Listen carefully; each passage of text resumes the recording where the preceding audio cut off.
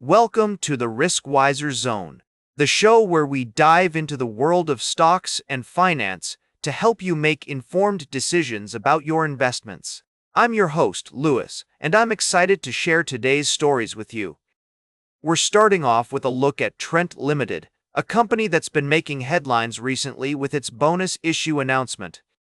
The Tata Group company has revised its record date for the bonus issue to June 4th, and investors are wondering if it's worth buying into the stock just to receive the bonus shares.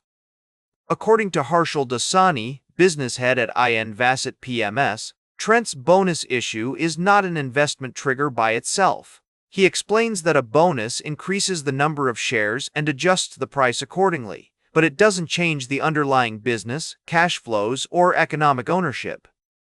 Dasani suggests that investors should focus on the company's earnings trajectory and valuation rather than chasing the stock solely for bonus eligibility.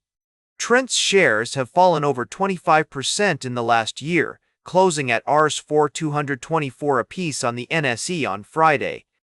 The company reported a 26% growth in its consolidated net profit for the quarter, ended March 31, 2026, with revenue from operations rising 19% yo-yo to Rs 5,028 crore.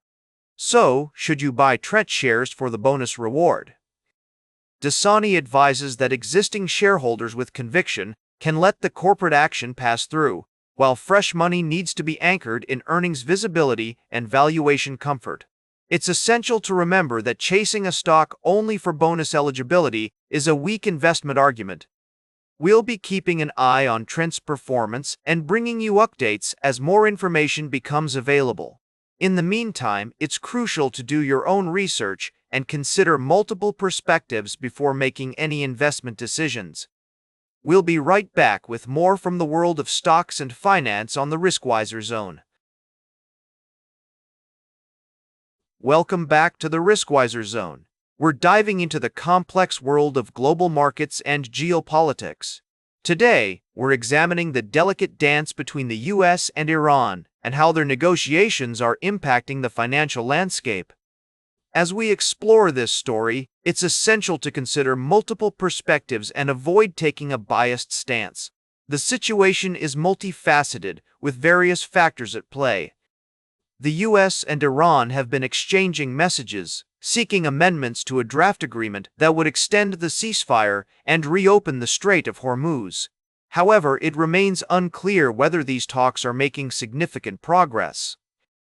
The recent tensions between the two nations have led to a surge in oil prices, testing the resilience of global bond markets and reigniting concerns about energy-driven inflation. The yield on the benchmark 10-year Treasury has climbed, while futures of similar tenor debt in France and Germany have declined. It's crucial to acknowledge that the situation is fluid and prone to sudden changes. As Kyle Rada, senior analyst at Capital.com, notes, the risk is the price has been misled by propaganda as the Trump administration sells a looming deal, but, to this point, the Iranians remain reticent on the matter. As we navigate this intricate landscape, it's vital to stay informed and consider diverse viewpoints.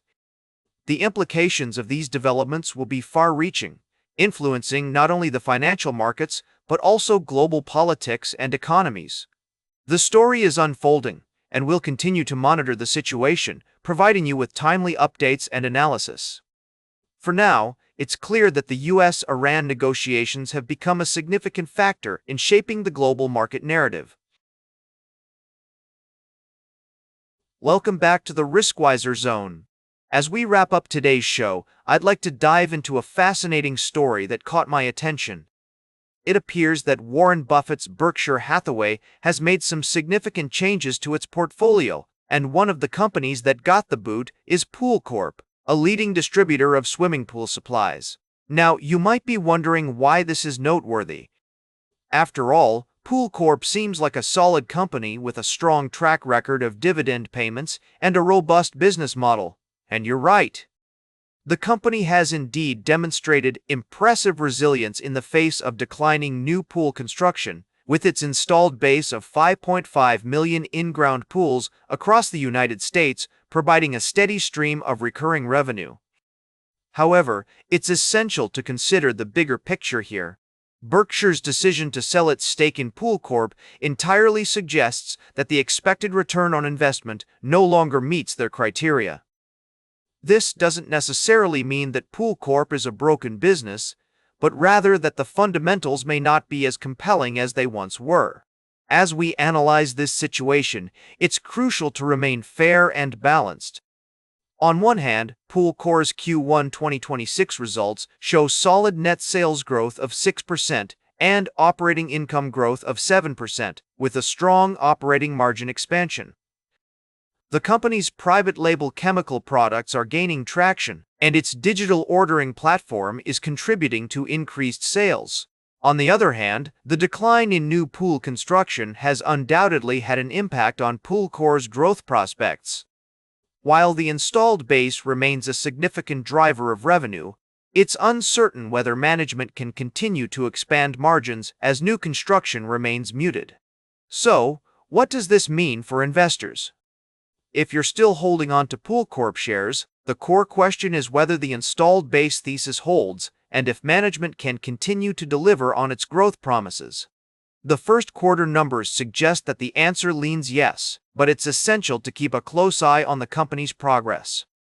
As we conclude today's Riskwiser Zone, I want to emphasize the importance of staying informed and adapting to changing market conditions. It's not just about the companies you invest in, but also about being aware of the broader trends and shifts in conviction that can impact your portfolio. That's all for today's Riskwiser Zone. Remember to like, share, and subscribe, and until next time, keep your finances in check.